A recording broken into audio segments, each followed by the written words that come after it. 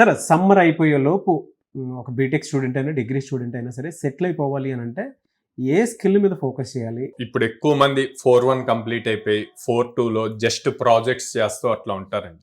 So వీళ్ళందరూ తర్వాత మళ్ళీ ఏదో ఒక కోర్స్ నేర్చుకొని జాబ్ ఆపర్చునిటీస్ చూస్తూ ఉంటారు. నేను వాళ్ళందరికీ బోత్ డిగ్రీ అండ్ ఇంజనీరింగ్ వాళ్ళకి అందరికీ ఏం సజెస్ట్ చేస్తా అంటే ఈ టైంని యూటిలైజ్ చేసుకోండి.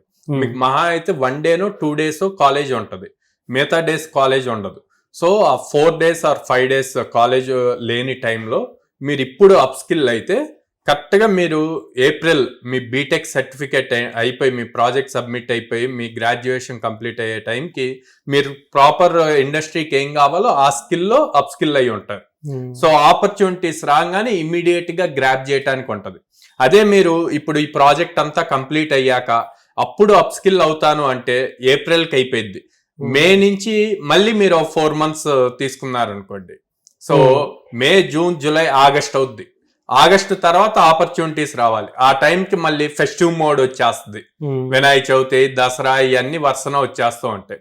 సో అందుకని అట్లా డైల్యూట్ అవ్వకుండా ఉండటానికి, డీవియేట్ అవ్వకుండా ఉండటానికి మీరు ఇప్పుడు ఫోకస్ చేసి, ఎట్లాగో కాలేజ్లో మీరు ఎవ్రీడే వెళ్ళేవాళ్ళు కాబట్టి అట్లాగే ఇప్పుడు 4-2ని కూడా ప్రాపర్ గా యూటిలైజ్ చేసుకుంటే గనక మీరు ప్రాపర్ బీటెక్ అయిపోయి మీ సర్టిఫికేట్స్ వచ్చే టైంకి జాబ్ కూడా మీ చేతిలో ఉంటుంది అన్నమాట.